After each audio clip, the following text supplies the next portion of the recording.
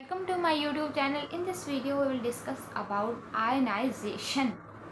Ionization क्या है? आपने सबसे पहले तो इस चीज़ को समझना है कि आयन क्या होता है. ठीक है, आयनाइजेशन एक प्रोसेस है. आयन क्या है? आपके पास किसी भी एलिमेंट के ऊपर, एटम के ऊपर कोई चार्ज का होना. ठीक है, आयनाइजेशन होता क्या है ये समझें. अ न्यूट्रल एटम एक न्यूट्रल एटम है, यानी कि न्यूट्रल एटम उसके ऊपर कोई चार्ज नहीं है. Neutral atom mean no charge. और molecule convert into electrically charge atom. वो इलेक्ट्रिकली चार्ज जो है पॉजिटिव हो सकते हैं, नेगेटिव हो सकते हैं. ठीक है, वाटर जो है इसकी भी आयनाइजेशन होती है. अब कैसे होती है आपको पता है. वैसे तो वाटर जो है न्यूट्रल लिक्विड है. कैसे? इसके अंदर H+ भी हैं और OH भी हैं. दोनों 1:1 का रेशो है, तो दोनों क्या है, बराबर हैं. तो क्या हो गया, दोनों एक दूसरे के प्लस माइनस क्या कर रहे हैं, एक दूसरे के इफेक्ट को कैंसिल आउट. ठीक है, तो ये क्या है, ये हमारे पास न्यूट्रल लिक्विड है. दोनों के पास जो है same number of cation, same number of anion. Hydrogen क्या है आपके पास, कैटाइन, और हाइड्रोक्साइड क्या है आपके पास, एनाइन. ठीक है, इसकी वजह से ये क्या है, वाटर न्यूट्रल लिक्विड है. आपको पता है प्योर वाटर. ठीक है, प्योर वाटर यानी कि उसके अंदर कुछ भी इम्प्योरिटी ना हो, वो एक वीक इलेक्ट्रोलाइट होता है. इलेक्ट्रोलाइट अब क्या होता है, जो खुद से इलेक्ट्रिसिटी को पास होने देता है. वीक का मतलब है ये अपने से इलेक्ट्रिसिटी को सही से पास होने नहीं देता. ठीक है, वाटर की आयनाइजेशन हुई है. H2O किस में टूटा, H+ में टूटा और OH में, दोनों एक्वस में है. ठीक है, ये वाला एरो किसको शो कर रहा है, इक्विलिब्रियम को.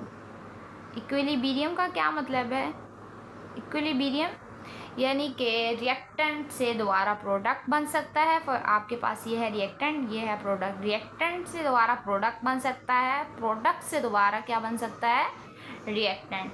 आपको केमिकल इक्विलिब्रियम के चैप्टर में ये चीज़ अच्छे से समझाई हुई है.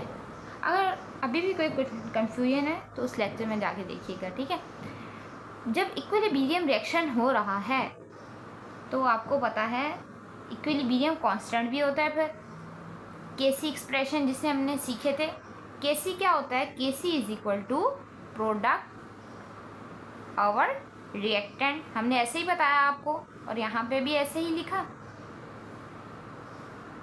प्रोडक्ट का हमारे पास क्या है, H+ OH. ठीक है, ये कंसंट्रेशन है. ये स्क्वायर ब्रैकेट किसको शो कर रही है, मोलर कंसंट्रेशन को. किसको शो कर रही है, मोलर कंसंट्रेशन को. और ये H2O क्या है आपके पास, रिएक्टेंट है. ठीक है, इसका यूनिट क्या होता है, स्क्वायर ब्रैकेट का जो कंसंट्रेशन है, मोलर कंसंट्रेशन, मोल पर DM3. इनका इसका एक का मोल पर DM3, दूसरे का मोल पर DM3 अलग, और इसका मोल पर DM3 अलग. ओके, अब हमने इसको रीअरेंज करना है. हमें जो वाटर का कांस्टेंट चाहिए, हम क्या करेंगे कि C, ये KC है और ये H2 है. ये इधर डिवाइड में है, इस साइड पे जाके क्या हो जाएगा, मल्टीप्लाई हो गया. ठीक है, ये अपनी जगह पे ही रहेंगे. ओके, अब KCH2O को हमने किसके बराबर लिया है, KW के. ठीक है, KW के बराबर कर दिया. H+ OH की कंसंट्रेशन अब रह गई हमारे पास. वाटर आयनाइजेशन जब भी होती है बहुत स्मॉल होती है. ठीक है, क्योंकि आयंस में अपने इतना नहीं टूट जाता है, लेकिन क्योंकि वीक इलेक्ट्रोलाइट है इसलिए.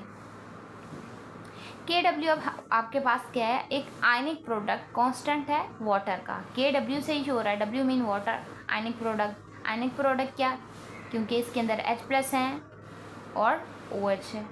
ठीक है, KW की वैल्यू क्या है, 1^-14 मोल पर DM3. इसकी होगी, एक की होगी 1^7. ठीक है, और दूसरे की क्या होगी, 1^7. आपको पता है मल्टीप्लिकेशन में पावर क्या होती हैं, ऐड होती हैं. 7 + 7 1^14. टोटल इस तरह से आया. ठीक है, आई होप कि वीडियो अच्छी लगी होगी। नेक्स्ट वीडियो में दोबारा मिलेंगे। चैनल को कर दिएगा सब्सक्राइब, वीडियो कर देना लाइक एंड शेयर।